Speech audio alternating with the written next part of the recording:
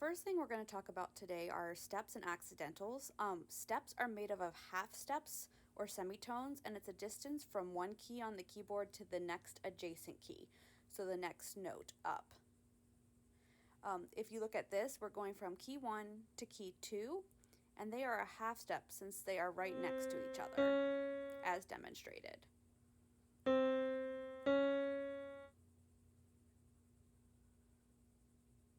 In the next example, you'll see that it's not always from a black key to a white key. Sometimes it can be from a white key to a white key, like between the notes E and F, and also between the notes B and C.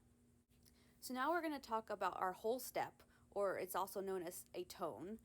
A whole step is made up of two half steps. So if you look at keys 1 to 3, you're going to notice that there are two half steps between those two notes, which make it a whole step. Whole steps will usually be from a white key to a white key, with the exception of E to F and B to C, or an adjacent black key to another black key, which would also be a whole step. Now we're going to talk about our accidentals. Accidentals are things that lower or raise a pitch by a half step. A flat, which is on the left, lowers a pitch by a half step, and a sharp raises a pitch by a half step. If you're going to use your keyboard to type in a sharp, you can use the pound sign, and if you're going to type in a flat, you can use the lowercase letter b. So we're going to look at how this is related to the keyboard, so you can see, because sometimes notes names change once you add that accidental. So if we look at this note here, it is known as a C sharp, but it can also be known as a D flat if we wrote it in a flat key. In music, we call this enharmonics, which is when a note sounds the same but is spelled differently.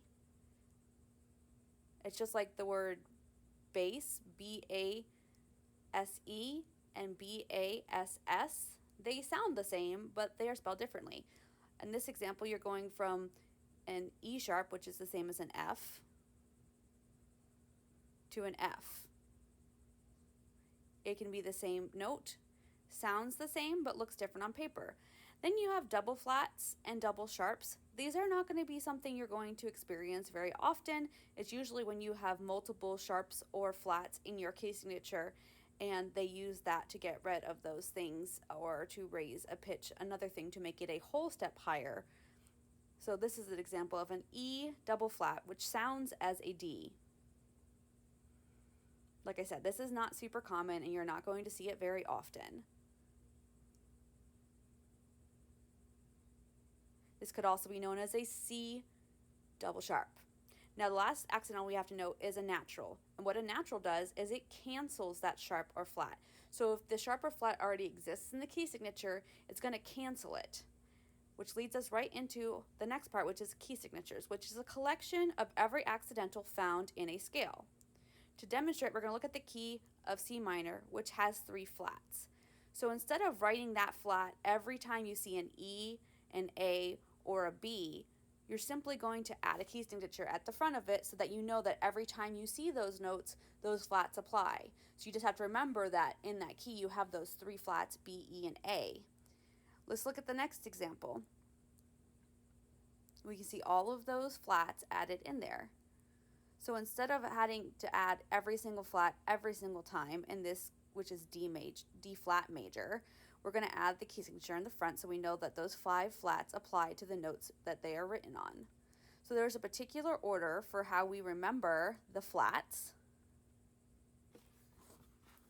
Okay, and you can use the acronym so you can see that they are arranged in a certain order and they're written the same way every single time.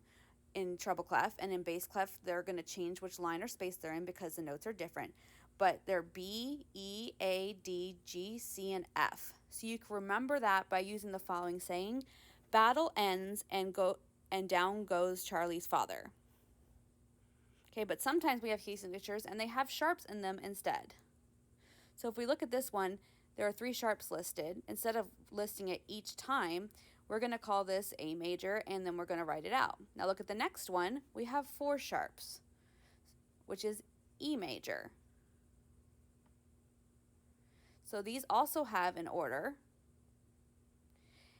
and it's the opposite direction of our flats, F, C, G, D, A, E, B. So I know you can use the saying that's written here, but I find it confusing to use the same saying backwards because then you confuse the two. So instead, I would just use fat cats go down alleys eating birds, and then uh, the other one for the order of flats. Now, if we're looking at the next part here, this is what's called our circle of fourths or our circle of fifths. This is the relationship between all 12 semitones or half steps and keys in each one of these things. So if we're going to the right in the circle, we're going up a fifth. So if we count up from C, C, D, E, F, G, that's a fifth above it. Every time we go a fifth above, we're adding a sharp. So that's the relationship between it. It's also showing you your minor keys that are relative as well, but you don't need to know those yet. If you look going the opposite direction, starting from C major and going to the left, which are our flat keys, our F, that's our circle of fourths. We're going up a fourth. So C, D, E, F, that's our fourth. And every time we're going to add a flat, and that's going to be the name of it. But there's other ways you can also identify how to find a sharp or a flat. For the sharp keys, what you do is you find the last sharp listed, and it's always going to be the same, right? You're going to have F sharp, C sharp, A sharp. Sorry, let me say that again. You have fat cats go down alleys eating birds. So F, C, G, D, right? So if I'm looking at this, the last sharp that's listed in the key of D is a C sharp. I go up one half step from C sharp, it's D, it's the key of D. So you find the last sharp and you go up a half step, and that's the name of your key. For flats, if you find the next to the last flat, that is the name of the key. So if I have 3 flats, I'm going to find the second flat, and that's the name of the key, E flat. Now you'll notice that in the sharp keys, not all of them have the symbol sharp after them. They can only have the symbol sharp after them if the sharp is included in the key signature. We're not going to call D D sharp because the only 2 sharps listed in the key of D are F sharp and C sharp. Same thing with the key of F, right? That's our exception in the flat keys. We're not going to call that key F flat because there is no F flat in the key signature. The only one listed is the key of B, but because we can't go back to the last flat, right, we're going to go back in the order of flats, which makes it the key of F. The last one, so you want to make sure you know that, because if you put F flat, that's wrong, but there's also a key of F sharp major, which has 6 sharps, and the key of C sharp major, which has 7 sharps, and the key of C flat major, which have 7 flats. So you have to remember what, if you're in the flat key or a sharp key, that there are differences, and you can only list the flat or the sharp if it's included in the key signature. The last part is the key of C major. That means there is no sharps and no flats. So if you're in piano right now, that's what key we're working on right now. So we're basically only playing white keys. We don't have any of the black keys yet because we're playing in C major. Once we get into other key signatures, we're going to add black keys. So if you look at the key of G, there's 1 sharp. There's 1 black key that you will play, which is F sharp. If you're in the key of D, you're going to play 2 black keys in that scale, which are going to be F sharp and C sharp. If I go on the other side and I look at the key of F, there's 1 flat. So we're going to play one of the black keys, which is the B flat. There are multiple different ways that you can approach looking at these things and figuring out how to find the key signature. You could memorize the circle of fifths or the circle of fourths.